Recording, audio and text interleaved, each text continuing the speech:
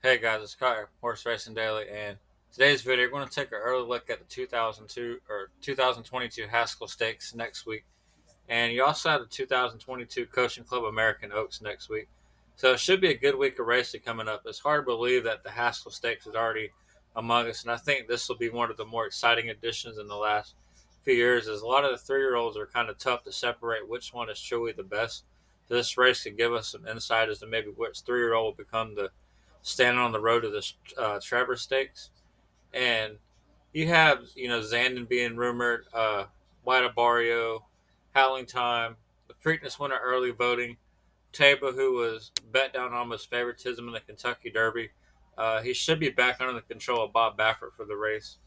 And then you have Jack Christopher, who won the Grade 1 Woody Stevens for Chad Brown, who will be his first time stretching out the two turns if he enters in the race. And then you have Cyberknife, who's a good solid horse by Brad Cox. And as a little bonus in the second half of this video, taking kind of the probable field, I'm going to go into three horses I'm going to be playing against in the race and kind of give my insights as to why. And the first one is going to be Cyberknife.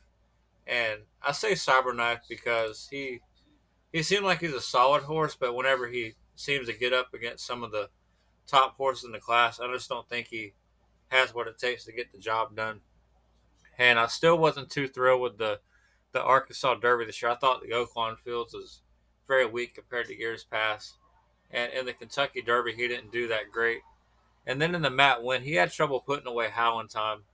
And I think Hal and Time is not going to be mentioned among the top tier of three-year-old horses when it's all said and done. So I just have a hard time seeing Cyberknife come up and try to put away like Zandon, the Epicenters, the Jack Christopher of the world. I just don't see that happening. So for me, Cyberknife is a candidate I'm going to be throwing out of the race.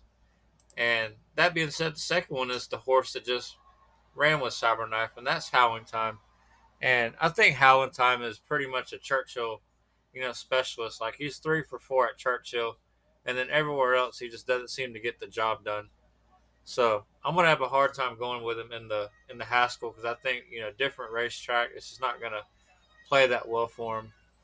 And I need to see more of I need to see him with his Churchill efforts outside of Churchill before he fully convinces me.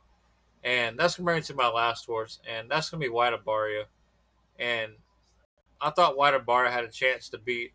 It was a solid but still a fairly weak field in the Ohio Derby, and I wasn't really too thrilled with the Florida Derby effort, even though Chargett did come back, in his last race to win by like 20 something lengths. But I think Chargett also took a little step forward in that race. And that being said, Chargett didn't exactly beat too much in that field. And then the Kentucky Derby, White Barrio was, ran mid pack, and then when the real run started, was just nowhere to be found. And in the Ohio Derby, he had every chance to put away Tawnyport. And I think I accurately predicted that race with, Tawnyport winning it. And I thought White Barrio would finish up there in the money, but still lose the race. And I just think with him getting, the water's going to get deeper here in the Haskell. So I just don't see this horse coming out and, beating the top of the class. But that's my three early horses I'll be, playing against in the Haskell and a good early look at the field. You know, these next week's videos are going to be a lot pertaining to the Haskell. It's the big race, 3-year-old. Yeah, it's going to be the big time. So I'll be there to cover it all. But thanks for watching, guys.